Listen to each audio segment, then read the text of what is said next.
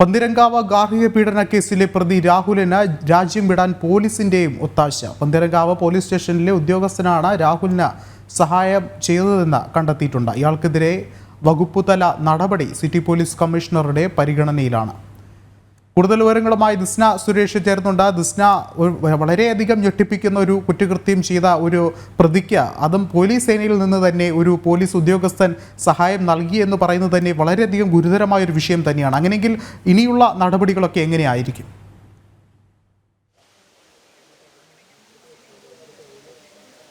തീർച്ചയായും വിഷ്ണു സൂചിപ്പിച്ചതുപോലെ തന്നെ പന്തീരങ്കാവ് ഗാർഹിക പീഡന കേസിന്റെ തുടക്കം മുതൽ തന്നെ പോലീസ് ഉദ്യോഗസ്ഥർക്കെതിരെ വ്യാപകമായ ആരോപണമാണ് ഉയർന്നു വന്നിരുന്നത്.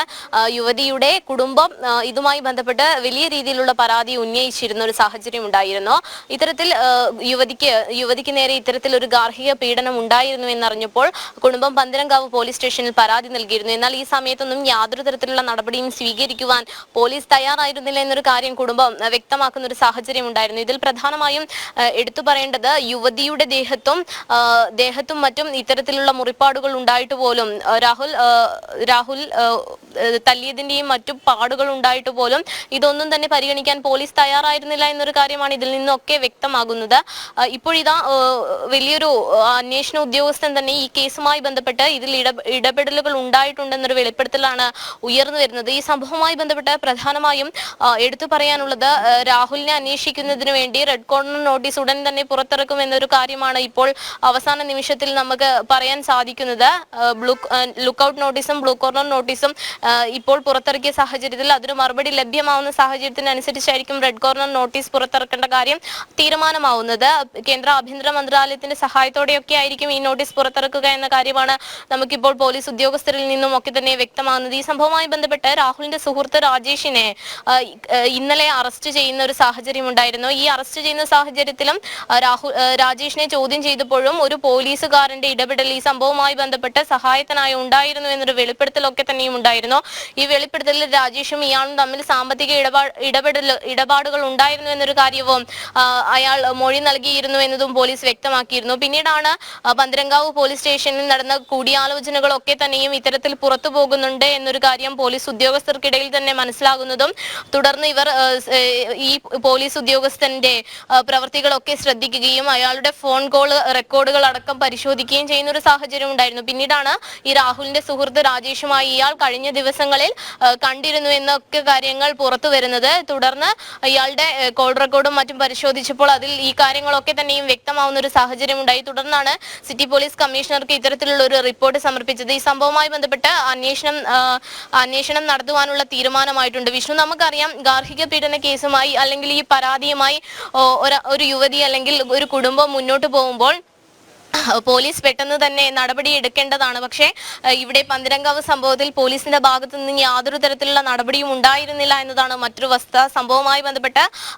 യുവതി തന്നെ ആശുപത്രിയിൽ എത്തിച്ചിരുന്നുവെന്നും താൻ അബോധാവസ്ഥയിൽ ഉണ്ടായിരുന്ന കാര്യമൊക്കെ തന്നെയും യുവതി പോലീസിനോട് മൊഴി നൽകിയിരുന്നു. ആശുപത്രി അധികൃതരുടെ റിപ്പോർട്ട് അടക്കം ഉണ്ടായിട്ടും യാതൊരു തരത്തിലുള്ള ഇടപെടലും പോലീസിന്റെ ഭാഗത്തു നിന്ന് ഉണ്ടായിട്ടില്ല എന്ന് കുടുംബം നേരത്തെ തന്നെ ആരോപിക്കുന്ന ഒരു സാഹചര്യമാണ് ഉണ്ടായത്. സംഭവവുമായി ബന്ധപ്പെട്ട് പോലീസിന്റെ ഭാഗത്തു നിന്ന് വലിയൊരു വീഴ്ച വന്നു എന്ന് തന്നെയാണ് നമുക്ക് പറയാൻ സാധിക്കുന്നത്. വിഷ്ണു, ദിസ്ന സൂചിപ്പിച്ചതുപോലെ തന്നെ ഇത്തരത്തിൽ വലിയൊരു വീഴ്ച തന്നെയാണ് ആദ്യഘട്ടത്തിൽ പോലീസിന്റെ ഭാഗത്തു നിന്നുണ്ടായത്. അതിൽ ഏറ്റവും പ്രധാനപ്പെട്ട കാര്യമാണ് ഈ പറയുന്നത് പോലെ ഒരു പോലീസ് ഉദ്യോഗസ്ഥന്റെ ഒരു ഇടപെടൽ എന്ന് പറയുന്നത്. അങ്ങനെയെങ്കിൽ ഇത്തരത്തിൽ ഈ ഒരു പോലീസ് ഉദ്യോഗസ്ഥനെ കൂടാതെ തന്നെ വീണ്ടും ഇത്തരത്തിൽ ഉന്നത തലങ്ങളിൽ നിന്ന് കൂടുതൽ സഹായങ്ങൾ ഈ ഒരു പ്രതിക്ക് ലഭിച്ചിട്ടുണ്ടെന്ന് വേണ്ടേ നമ്മൾ കരുതേണ്ടത്. അതുമാത്രമല്ല, ഇത്തരത്തിൽ ഈ പോലീസ് ഉദ്യോഗസ്ഥനുമായി ബന്ധം തെളിയിക്കുന്ന തെളിവുകളായ ഫോൺ കോൾ റെക്കോർഡുകൾ അടക്കം നിരവധി തെളിവുകൾ കേന്ദ്രീകരിച്ചും ഇനിയൊരു അന്വേഷണം പുരോഗമിക്കുകയല്ലേ?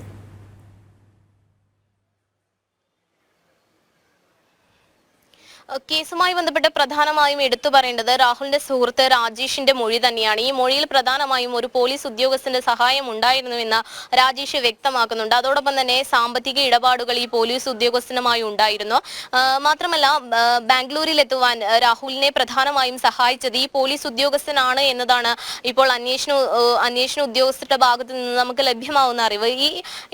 അതായത് ഈ കേസുമായി ബന്ധപ്പെട്ട് കൂടുതൽ ചർച്ചകളൊക്കെ തന്നെയും സ്റ്റേഷനിൽ നടക്കുമ്പോൾ സ്റ്റേഷനിലെ വിവരങ്ങൾ വിവരങ്ങളൊക്കെ തന്നെയും രാഹുലിനെ എത്തിച്ചിരുന്നത് ഈ പോലീസ് ഉദ്യോഗസ്ഥനാണ്.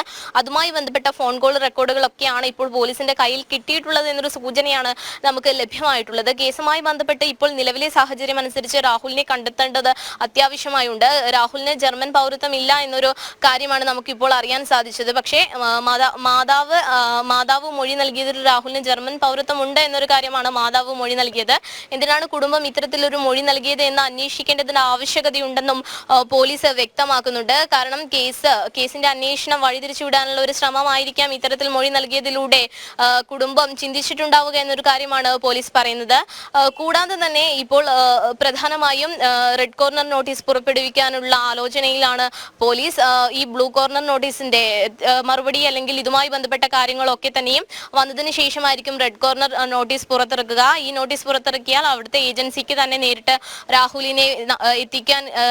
രാഹുലിനെ നാട്ടിലെത്തിക്കാൻ കഴിയുമെന്നൊരു കാര്യമാണ് നമുക്ക് അറിയാൻ സാധിച്ചിട്ടുള്ളത്. അത് മാത്രമല്ല, ഇതുവരെയും കേസുമായി ബന്ധപ്പെട്ട് രാഹുലിന്റെ മാതാവിന്റെയും സഹോദരിയുടെയും മൊഴി എടുക്കേണ്ടതുണ്ട്.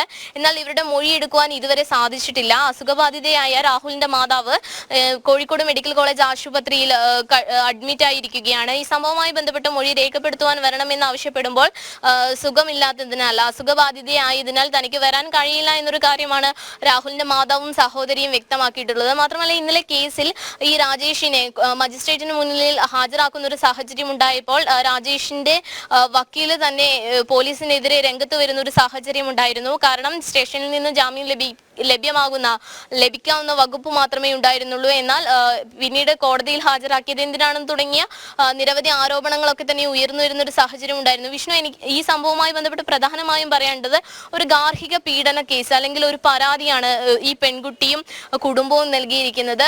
അതായത് വിവാഹം കഴിഞ്ഞ് ഒരാഴ്ച മാത്രം കഴിഞ്ഞതിന് ശേഷമാണ് ഇത്തരത്തിൽ യുവതിക്ക് മാനസികമായും ശാരീരികമായും ഇത്തരത്തിലുള്ള പീഡനം അനുഭവിക്കേണ്ടി വന്നത്. ശരീരത്തിൽ ആകമാനം ഇത്തരത്തിൽ പാടുകളുണ്ട്, അതിന്റെ അടയാളങ്ങളൊക്കെ തന്നെ ഉണ്ടായിരുന്നു. പിന്നീട് കുടുംബം വിരുന്നിന് വരുമ്പോഴാണ് ഈ കുട്ടിയെ ഇങ്ങനെ കാണുന്നതും എന്തു പറ്റി എന്ന് ചോദിക്കുമ്പോൾ യുവതി സംഭവിച്ച കാര്യങ്ങളൊക്കെ തന്നെയും പറയുന്നത്. തുടർന്നാണ് പോലീസ് സ്റ്റേഷനിൽ എത്തുന്നത്.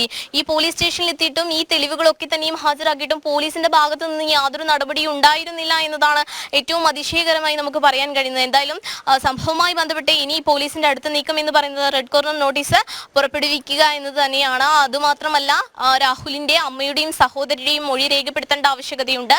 അതോടൊപ്പം തന്നെ ഈ പോലീസുകാരനെയും ചോദ്യം ചെയ്യേണ്ടതായി വരുമെന്നാണ് നമുക്ക് അറിയാൻ സാധിച്ചിട്ടുള്ളത്. അതോടൊപ്പം സുഹൃത്തായ രാജേഷിനെ ചോദ്യം ചെയ്യുന്നതിലൂടെ കൂടുതൽ തെളിവുകളും ലഭ്യമാവും എന്നൊരു വിവരമാണ് നമുക്ക് ലഭ്യമാകുന്നത്. വിഷ്ണു, വ്യക്തമാണ്. ദിസ്ന സുരേഷാണ് വിശദമായ റിപ്പോർട്ടുകൾ പങ്കുവച്ചത്.